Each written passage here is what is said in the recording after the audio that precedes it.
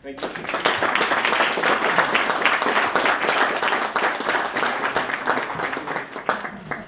I want something to hide behind. Can I use that? There we go. Thank you for the introduction. I always think that sounds more like an obituary than anything else. It wasn't totally accurate, but good enough. In any event, it's a pleasure to be here. And especially a pleasure to talk about probably one of the pressing issues of the international community today. And the fact that you're doing it in Berlin is certainly an added plus, because there's a lot of wonderful memories. Now, I've specifically been asked to speak on the impact of German unity on global politics and on the promotion of democracy across the world. In doing so, however, I consider it to be of particular importance to focus on the events that made German unification possible, most especially the mass demonstrations that led to the revolution in East Germany in 1989. For without them, without that uprising of popular will, and without that demand for democracy, there would never have been the free elections that led to unifications. Now, in the interest of honesty and openness, I must tell you, I have a rather parochial ability to do this task. I'm neither a visionary, nor a scholar, nor a politician. I'm simply a retired American diplomat who had the good fortune to witness and on occasion participate, even if minimally, in some of the events that led to unification. My observations are strictly personal, and although perhaps uniquely American, in no way carry official American sanction. Of course, the history of German unification did not begin in either 1989 or 1990. It had a long history of fits and starts. But with the advantage of hindsight, I believe we can indeed point to specific developments, many but certainly not all, political in nature, that contributed to the coming together of the German people. To be sure, the German question has often been described as unique elements. It's not easily transferable to other nations or to other peoples. Nonetheless, there are perhaps important lessons to be learned in the German model as to how freedom and democracy may be peacefully promoted. The origins of historic development are not always easily discernible. Certainly, it's a subject that keeps scores of historians actively employed. But for me, the seeds of East German Revolution are directly traceable to the Eastern policy of the Brandt-Scheel government of 1969. After years of a policy of isolation and sanction by the West, the new SPD-FDP government sought to engage reality rather than avoid it. And I would hasten to add that the Allies endorsed that policy, for it was part of the then called détente policy between Moscow and Washington. Nonetheless, in retrospect, Eastern policy was refreshingly bold. To dispel fears of a revanchist Germany, Bonn recognized the borders between Poland and Russia, and Poland and East Germany. It was a remarkable piece of diplomacy in that the Federal Republic shared neither of those borders. But it was on the subject of inter-German relations that the greatest advances were made. To assure that Berlin would not soon again become the source of tension, the Allies and the Soviets reached new agreements in Berlin on the access and procedures under which the Allies and the Soviets functioned. And under the policy of two German states, but one German nation, Bonn and East Berlin exchanged diplomatic representatives, and the Allies officially recognized East Germany. It was to be, as the Germans say, Wandel durch Annäherung, which means change through becoming closer together. And although this policy was pursued with conviction by Bonn, it was far from certain that it would have a policy destined to work. And even today, many people question the depth of its impact. I'm not one of those people. My introduction to Germany as a diplomat, first in the ambassador's office in Bonn, and then at the U.S. mission in Berlin with responsibility for East Germany, coincided with the implementation of the New Eastern policy. So I'm able to assess American attitudes at that time. Washington was most intent on improving the situation in Berlin, and Americans took the lead in that negotiation. With respect to East Germany, however, Washington was most reluctant. For we considered the East Germans to be the willing puppets of the Soviet Union and a flagrant violator of human rights. The United States was the last to establish relations with East Germany and remained skeptical of East German intent up until the revolution itself was in full swing. On my return to Germany as political counselor in our embassy in Bonn in 1982, it was clear to me that important advances were being made in inter-German relations. I frequently visited East Berlin at that time, for I'd been named the American negotiator with the East German lawyer, Dr. Wolfgang Vogel, on the question of prisoner exchanges. The changes there were subtle, but they were real. A chronic East German need for hard currency, for example, led to persistent West German economic penetration.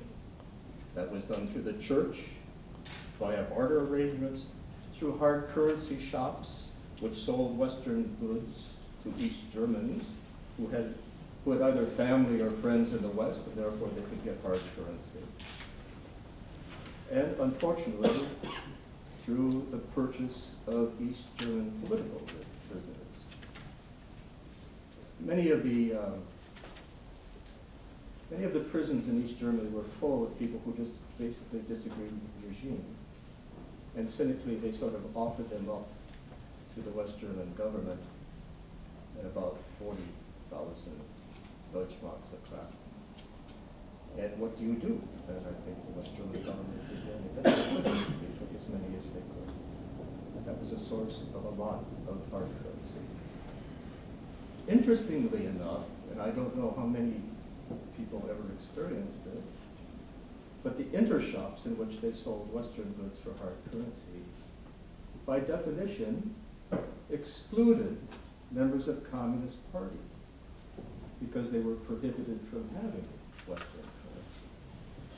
Well, this didn't make the cadres of the Communist Party very happy. I don't know to what extent that had to be. And, of course, West German television became daily fare for millions and millions of East Germans, to the point that the East German authorities no longer tried to prevent it. And person-to-person contacts and visits increased dramatically.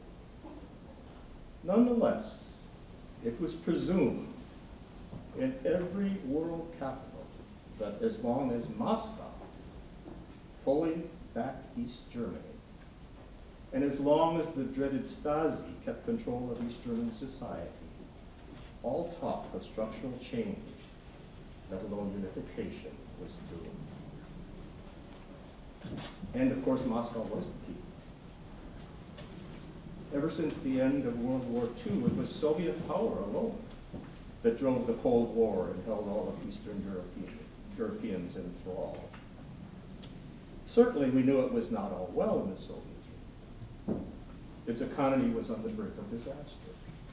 It could not match the growing technological advances of the West. and increasingly bold dissident movements were growing throughout the empire, and even within the Soviet Union itself. Solidarności's successful challenge to authorities in Poland alone shook the foundation of the system.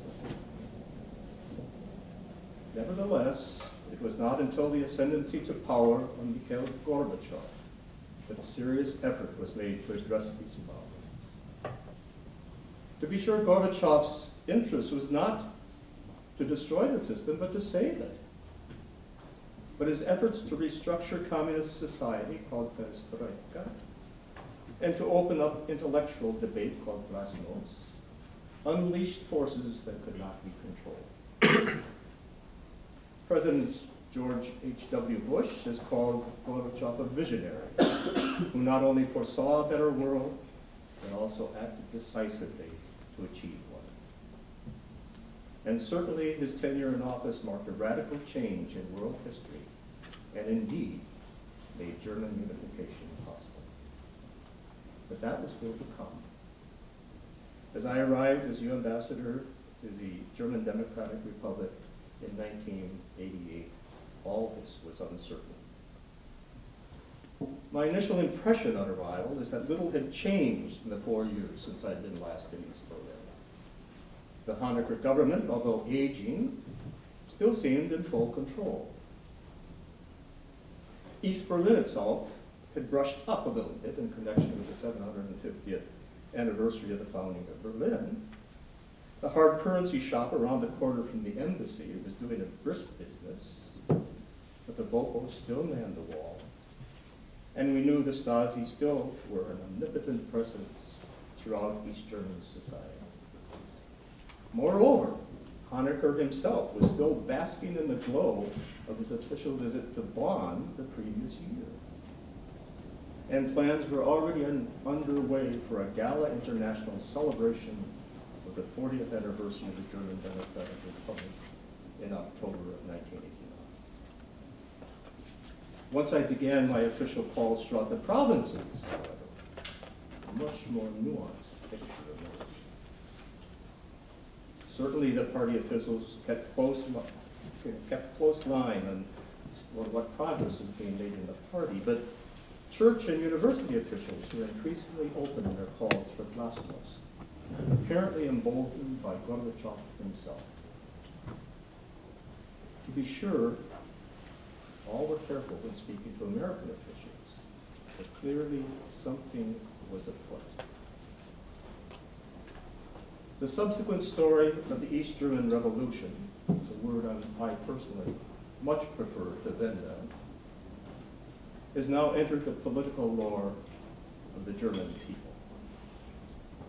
The open border in Hungary, the flood of young East Germans east in order to escape to the west, the occupation of West German embassies in Prague and Warsaw, the trains taking them to East Germany, the growing demonstrations throughout East Germany, culminating in the mass protests in Leipzig, Dresden, Poland, and elsewhere.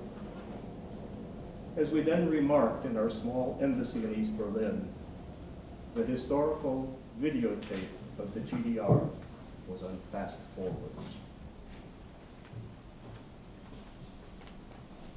Hundreds of images remain in my mind of those particular days of revolution, and some are particularly poignant. Certainly, among the most surreal was the 40th anniversary celebration of the GDR on October 7th, 1989. The most honored guest, of course, was Gorbachev. But all of the other Eastern European party chiefs were there also. And I'd like to add here, the only people that were not Eastern Europeans that were there was Yasser Arafat of the PLO and Daniel Ortega, who was at that time the president of Nicaragua. Historians will look at that maybe someday and find out if that's interesting or not. All attention was on the Soviet leader, who famously uttered the prophetic words about history punishing those who come too late. I was the sole American to participate in these ceremonies. And the gala dinner that was at the end was a fascinating take on communism's last hurrah. The atmosphere was one of forced enjoyment, but the body language of those embattled leaders was that of those whistling past the graveyard. Following the ceremony, the diplomats were asked to walk to their cars that had been parked in the whist garden. And thousands were organized and were crowding the streets in solidarity, theoretically, with the regime. And as I walked past, a loud cheer arose. I was confused. I looked at my Finnish colleague who was with me, and he said, "It's your bald head." So they think you're Gorbachev. That was an unforgettable moment in the spotlight. The hectic pace of change next hit the Communist Party itself. Honecker was forced to resign. Krentz reaped the revolt when he tried to reconstruct the old guard. The party was chewing itself apart. Then in the midst of it all, the unthinkable happens. Mass demonstrators breach the wall. Gosh, I'm sure everybody here knows that. Maybe it's only too young, but it was absolutely electric moment. But it's not over. Modro, the party dissident from Dresden, becomes prime minister. He reaches out to the protesters and forms the round table of all of the contending parties to organize national elections to decide the future. Now the push and shove of a political campaign, something completely new in the GDR, assumes recognizably democratic forms. Still, no one knew at that time where it would head. Now, I didn't write this down. I'm going to tell you something that we all were amazed by, of course, is what was happening on the streets at this time. At the beginning, when the Hungarian wall opened up, the cry was, "Wir wollen weg," we want to get out of here. And after a while, the demonstrators boldly said, "Wir bleiben hier," we're staying. And then later on, the cry came, "Wir sind ein Volk," we're the people. And later on, "Wir sind das Volk." And finally, and it started around January, Deutschland, Einheit, Vaterland. Germany, one Fatherland. That told us more than many of the other things that went on. I'm supposed to speak up. I'm sorry, I don't have a bold and strong voice. In retrospect, one of the stranger aspects of the East German Revolution is how late the Western nations were to actually address the developments there. I suspect that most were so astonished by its pace and implications that they didn't know what to do. Washington's policy at that time was to make no statement that either embarrassed Gorbachev or pushed him into a corner, or could be used as an excuse by the regime to crush dissent. But by December of 1989, the West started to get its act together, still uncertain what to do. Bush met with Gorbachev in Malta. It was on a whole variety of issues, but primarily to keep dialogue alive and show respect for Gorbachev's efforts to keep violence at bay. Chancellor Kohl's 10 points was presented as a confederation of contractual arrangements. Mitterrand visits the GDR, as does Kohl and Genscher, and even Secretary of State Baker. But the East German streets moved faster. And by January, the numbers of demanding unification became very strong. And soon the election will confirm that the people overwhelmingly want unity. And now it's diplomacy's turn. Bush fully backs unification with the caveat that Germany remains in NATO. Bonn agrees, realizing that this is possibly an anchor that may appeal to Moscow if properly presented. It is also obvious that NATO itself would change dramatically if the Cold War ended. Meanwhile, the 2+4 formula was presented as a way to solve the legal problems of unification demanded by the Potsdam Agreements of 1945. Now, for those who don't remember, Potsdam was the arrangement at the end of the war where the victorious powers decided how to divide up Germany into different sectors or occupation zones, and to divide up Berlin into different sectors.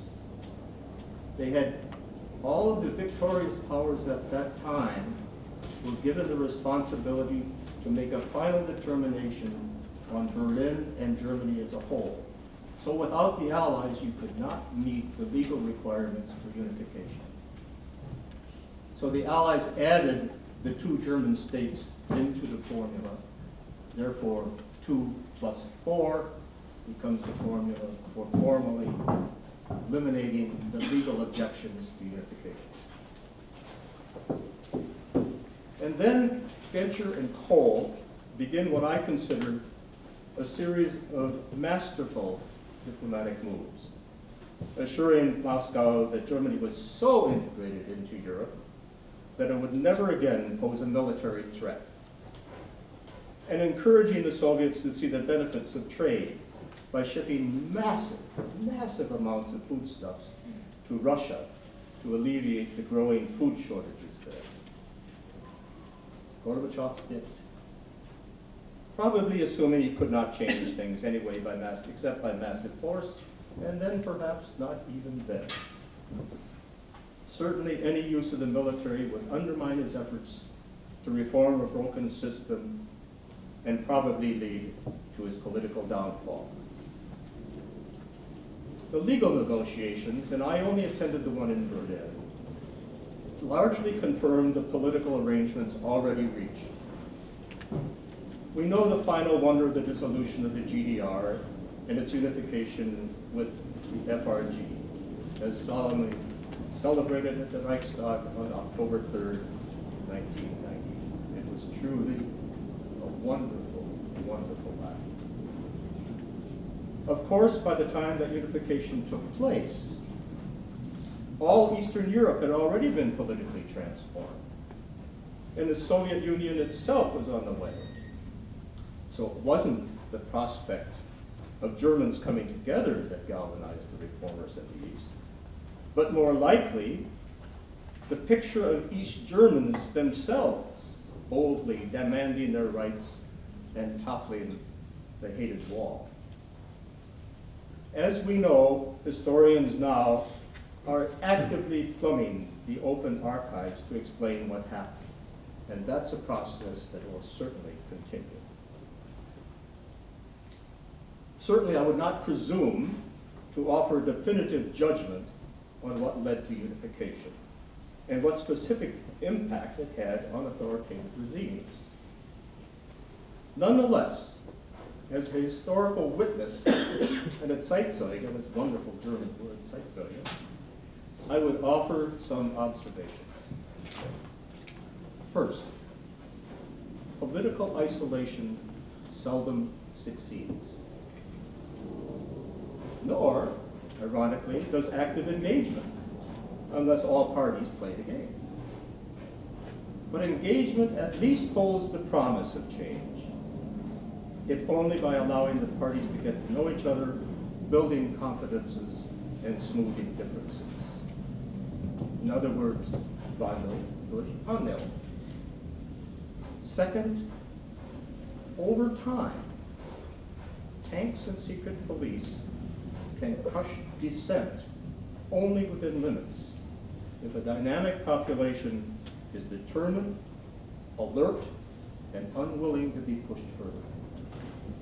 Third, technology has transformed the flow of information internationally, offering different views and keeping people up to date on events. Indeed, President Reagan told me personally in East Berlin in 1990 in June that new informational technology would force the collapse of dictators. He was a noted optimist. And it certainly remains uncertain, but it is a new instrument in the arsenal of democracy and human rights.